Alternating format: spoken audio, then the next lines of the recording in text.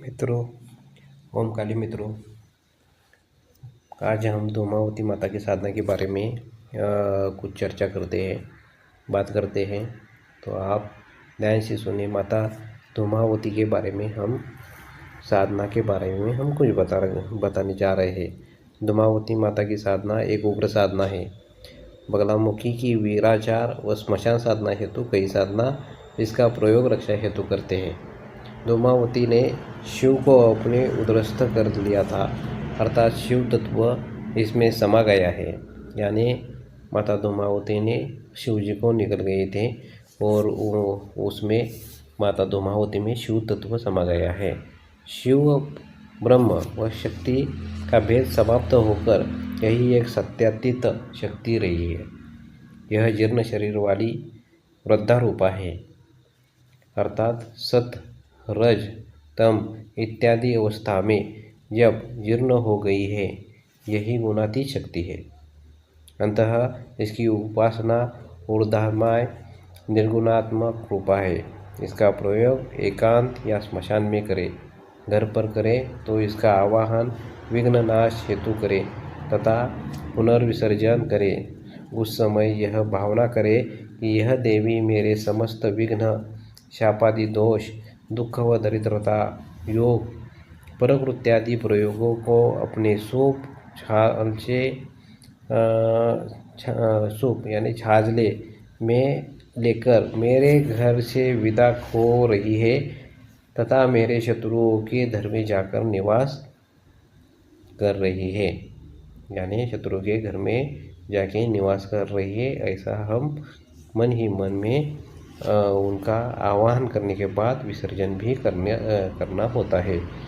शिव और शक्ति का भेद हटाकर स्वयं परम सत्ता रूप में यह रहती है। इसलिए इनकी साधना पाश्चात्य अन्य किसी साधना की आवश्यकता नहीं रहती है। हर साधना, कोई भी साधना करो, उसके बाद में पाश्चात्य शिव जी की साधना करनी पड़ती है, भैरव जी की साधना करती है, लेकिन माता धूमावती की साधना करने के बाद किसी की साधना की ज़रूरत नहीं होती है। तो सिर्फ माता धूमावती की साधना करने से ही इनकी साधना पूरी हो जाती है। भावना करें कि रुद्र के साथ साथ अनेकों ब्रह्मांड, लोक, ग्रह, नक्षत्र सभी इस विद्या में समाहित थे। उसी प्रकार षोड़ान्यास, महाषोड़ान्यास आदि के गणेश, मातृका, ग्रह, राशि, पीठ देवता, भैरव, योगिनी, नरसिंह, नदी, पर्वत, तीर्थ, भुवन, लोक व देवता मेरे शरीर में प्रत्येक अंग व रोम रोम में समाहित है। बगलामुखी शत्रुनाश करती है, परंतु शत्रु होंगे तभी तो उनका नाश करेंगी। अंत बगलामुखी उपासना में प्रारंभ में शत्रु व समस्या बढ़ सकती है, तो धीरे धीरे उसका दमन होकर साधक को विजय भी हो जाती है।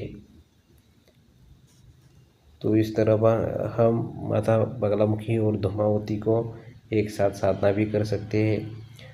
माता बगलामुखी, माता धूमावती मिलकर दोनों की विद्या जो होती है वो ब्रह्मास्त्र विद्या बन जाती है और बहुत प्रचंड शक्तिशाली बन जाती है। माता बगलामुखी की शक्ति ही प्रचंड है, माता धूमावती की और भी प्रचंड है। तो दोनों मिलाकर अगर हम साधना करते हैं तो शत्रु का विनाश कोई भी नहीं रोक सकता। धूमावती माता का मंत्र जो है वो है धूम धूम धूमावती स्वाहा। तो आप अगर साधना करना चाहें तो गुरुमुख से धूमावती माता का मंत्र ग्रहण करके धूम धूम धूमावती स्वाहा इस मंत्र का जप कर सकते हैं। लेकिन सीधे हम ये मूल मंत्र का जप नहीं कर सकते। इसके लिए हम पहले श्री गणेश जी का पहला तो गुरु बनाना पड़ेगा, गुरु मंत्र लेना पड़ेगा। उसके बाद में श्री गणेश जी की साधना करनी पड़ेगी, उसके बाद में श्री भैरव जी की साधना करनी पड़ेगी और उसके बाद में कोई जो सौम्या देवी रहती है, यानी सौम्या देवी कौन होती है? माता महालक्ष्मी जैसी उनकी साधना वगैरह करना पड़ती है। और उसके बाद में फिर आगे जाके आप उग्र साधना कर सकते हैं। तो ये देवी समस्त ग्रह नक्षत्र ब्रह्मांड शक्ति एवं स्वयं ब्रह्म को कंकाल रूपी अलंकार रूपों में धारण किए हुए, अर्थात ब्रह्म भी इसके विलीन है। तो क्या कहा गया है? वामे कर्णे मृगांकं प्रलेह परिगतः, दक्षिणे सूर्यबिंब, कंठे नक्षत्रहार विरविकटः, जटाजूटके मुंडमालां, स्कंदे कृत्वोरगेन्द्रं ध्वजनिकरयुतं, ब्रह्मकङ्कालभारं संहारे धारयन्ती मम हरतोऽहं भयं भद्रदाः भद्रकाली। शब्दब्रह्ममयी चराचरमयी हम ज्योतिर्मयी हम वाङ्मयी नित्यानंदमयी निर्जंगमयी हम तत्वमयी हम चन्मयी तत्वातीतमयी हम परात्परमयी हम मायामयी श्रीमयी सर्वेश्वर्यमयी हम सदाशिवमयी हम माँ पाहे मीनाम्बिके। इस प्रकार यह विद्या सगुण निर्गुणा तथा गुणातीत है। इसी प्रकार आप धूमावती माता की साधना कर सकते हैं। आप अगर बहुत शत्रुओं से घिरे हैं तो प्रचंड शक्तिशाली एक ही साधना है जो आपके शत्रुओं का विनाश कर सकती है, और वो है माता धूमावती साधना। फिर धूमावती नहीं, माता बगलामुखी भी उतनी ही शक्तिशाली है। उनकी साधना से भी शत्रु का बिल्कुल विनाश हो सकता है।